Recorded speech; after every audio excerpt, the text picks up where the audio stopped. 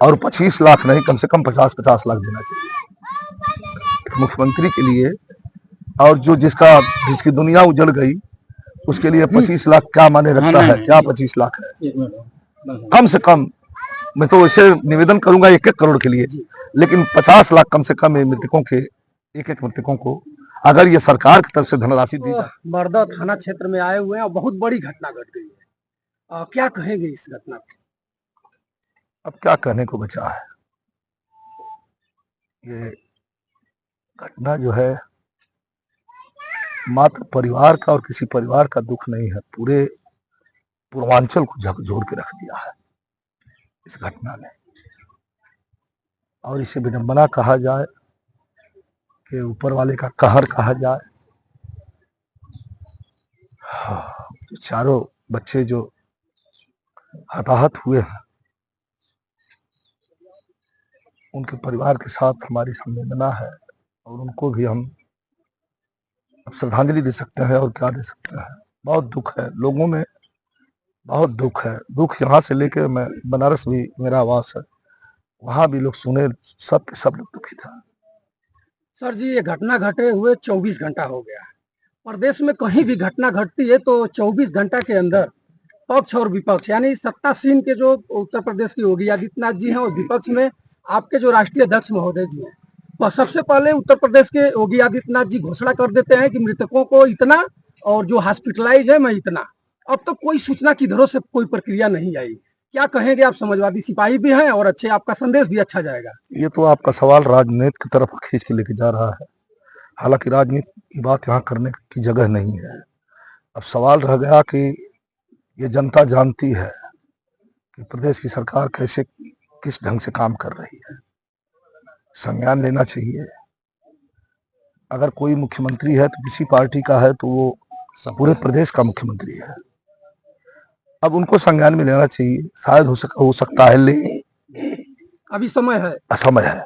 हमारे राष्ट्रीय अध्यक्ष जी का कल ही शाम को ही हम लोगों के पास मैसेज आया, व्यक्तिगत मेरे पास आया मैसेज, विजय कहाँ हो? हम कहा जी हम तबीयत खराब हो गई सुन करके। कहा नहीं, दवा मेडिसिन ले लो और जल्दी जाओ। हमें लगता है कि राष्ट्रीय अध्यक्ष जी भी जरूर आएंगे। जी, दर्दनाक मौत है, इस पर बिजली विभाग के लिए आप क्या कुछ कह सकते हैं?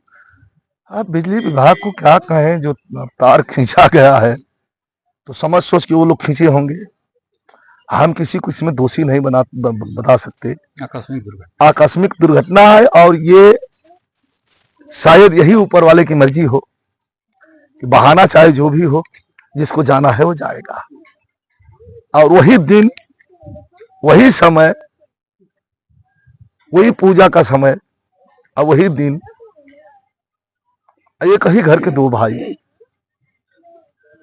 पूरा मतलब चिराग ही बुझ गया। ये छोटू यादव थे, प्रधानी का चुनाव लड़े थे, बड़े प्रिय थे, अच्छे थे, सबके दुख सुख में चलने का काम करते थे, सामाजिक थे। अब कहिए सर मेरा एक सवाल है, एक अंबेडकर नगर में जो मृतक हुए हैं सिपाही थे, कल्लू भाई जी, कल्लू अच्छे थे, कल्लू का एक अच्छा स्नेह प्यार क्षेत्र के लोग उनको देते थे, सिपाही थे, आज नहीं है। क्या कहेंगे? आप तो धारेदार गाना भी गाते हैं, आप ऐसे गीत गाते हैं कि लोग देख करके और सुन करके रो भी देते हैं। आप पूछ रहे हैं, मैं कह रहा हूं, लेकिन अभी भी मेरी आत्मा रो रही है। कहीं भी मुलाकात होती थी कल्लू से, दौड़ करके लेकर के पहुंचते थे प्रसाद, भैया भैया भैया प्रसाद। इतना मिलनसार, भैया गाड़ी आते देरी नहीं पहुंचती थी, उतना मिलनसार।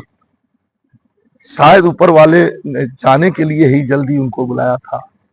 इतना मिलनसार, इतना कितना कहें हम, मेरे पास कोई शब्द नहीं है। कुछ लोग सर ये भी कह रहे हैं कि सरकार से हम मांग करते हैं कि सरकार चारों मृतकों को और जो घायल है 25-25 लाख रुपया मुहैया कराए। हाँ। आप अच्छे चेहरा है और आपको राष्ट्रीय अध्यक्ष से लेकर के और प्रदेश के अनेक प्रकार के लोग, नेता, राजनेता सब लोग देखते हैं।